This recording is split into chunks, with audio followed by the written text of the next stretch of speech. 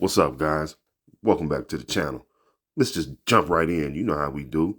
The Portland Trail Blazers getting the season underway, preseason, playing against the New Zealand Breakers. I mean, what do we see? Let's talk about it. Scoot Henderson in the starting lineup. I thought the starting lineup was beautiful. I mean, I gotta salute Coach Billups on that starting lineup. I was concerned, about Scoot maybe not starting, and not because again, Scoot is the type of player to where he's not selfish anyway. You know what I mean? Like you're not gonna get. I don't know who he said something about people wanting him to be Dame. I don't know who the heck said that. Obviously, those people do not know basketball. Scoot has a tremendous game on his own. He doesn't need to be Dame.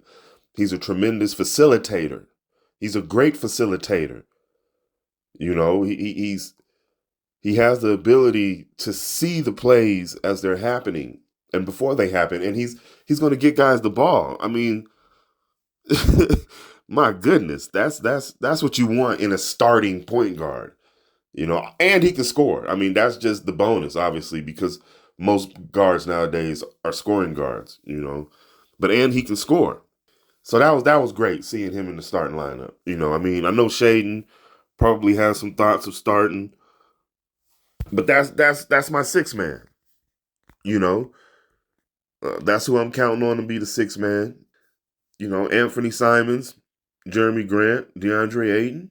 Matisse Thybulle. That's what I was telling y'all. I mean, I don't know. I kept seeing these Shaden Sharp at the starting three. Who's gonna pay Matisse Thybulle all that money for him to come off the bench? That doesn't even make sense. Like people just be, and I feel you. I mean, like on your video games, on paper, maybe you're gonna do that, but in real life, you're not paying Matisse to sit on the bench until he proves that's where he belongs.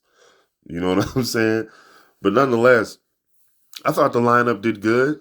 My only concern about that lineup, or just with some of these players, I should say, not necessarily even the lineup.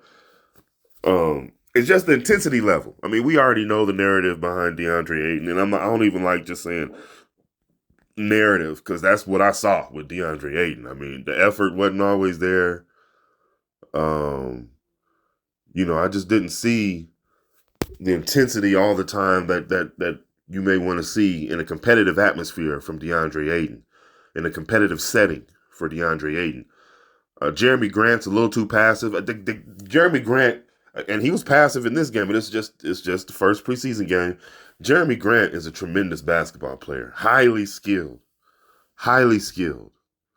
All right, so Jeremy Grant being passive, and you didn't pay him all that money to take a back seat and be passive. I'm sorry. That's just not what you did, So Jeremy Grant, I want to see if he's a little more aggressive this season, consistently, as far as his intensity, as far as, what I mean by that is how the second unit, the bench guys came in and played in the second half. And if you noticed, you saw how they increased the lead, and they just played with a high level of intensity. They attacked the basket every time that they could. They attacked the dribble every time that they could. They attacked a pass a cut to the basket every time that they could. I mean, they just stayed aggressive as far as their intensity level and their effort, when it comes to making plays and making baskets. That's what I mean. You know what I'm saying? Like, and that's what I want to see from that first unit. Obviously, we know Ant is a silent killer. You know what I'm saying? Coach Billups said he's just a guard. He's not a one or a two. He's just a guard. We're going to see.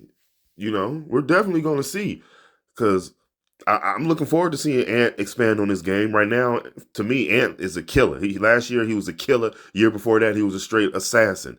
That's just what he does. I'm looking forward to seeing him expand on that. And honestly, I'm looking forward to seeing if he needs to. You got Shaden Sharp, who's shown he can handle the ball and be a playmaker when needed. So, I mean, you have some Jeremy Grant. I mean, you have guys, Skylar Mays coming off the bench, who's I really like the way He handles the ball and facilitates. I mean, you have some things, you know what I mean? So I mean, I'm not sure how much Ant is going to be needed to do in that aspect of it, other than just being, you know, being that scorer when needed. You know what I'm saying? That's what I'm looking forward to seeing is if Ant's going to be that scorer or how much he's going to play make, whatever, you know. Um, but the team looked good, man. I mean, they look competitive. There's some highly skilled players. You know, all we want to see is the intensity level, man. All we want to see is high effort. You know, game in and game out. That's what we're looking forward to because that first preseason game was good. It's against the New Zealand Breakers, of course. Second preseason game's Thursday against the Phoenix Suns. Nurkic and the Phoenix Suns. Nasir Little and the Phoenix Suns. You know what I'm saying? They get to see the Trailblazers again. So looking forward to that, to seeing how that plays out, to seeing how both teams look, you know, against each other. You know what I'm saying? So I mean that comment down below. Let me know what you think about the Portland Trailblazers and what they look like. You know, for me, if they're going to play at that high level of intensity and effort, you know, with the young guys and the energy, DeAndre Ayton getting up and down the floor, as long as if he's going to do the same things he did in Phoenix, which is the same things Nurk did in Portland, then I mean, come on, we need energy and effort at that position. You know, you got a guy right behind him who's ready. You know what I'm saying? So that's a plus. That's a big plus for the Portland Trailblazers. Wow. I mean, looking forward to a fun season of competitive basketball. I mean, if they can compete on this level, again, they don't even have to win every game, but if they compete at a high level, showing great effort and intensity, don't be surprised. And look for Chauncey Billups to win Coach of the Year if that's the case. If the guys play like that this season, you know, the bench can come in and give that energy, that effort, you know, on both ends of the floor. On both ends of the floor. We saw Moses Brown out there giving his all on the defensive end. That's what we want to see. That's what I'm saying. And I don't want to leave Mo Brown out, you know, because defensively he's gonna pay big dividends if he plays like that. So don't be surprised, you know what I'm saying? Coach Billups, 2023-24 Coach of the Year. Comment down below. Let me know what you guys think, you know. So I thank you guys for watching. Thank you for joining me. Remember to like, comment, share, and subscribe. And I'll see you guys on the next one. All right. If this world were mine.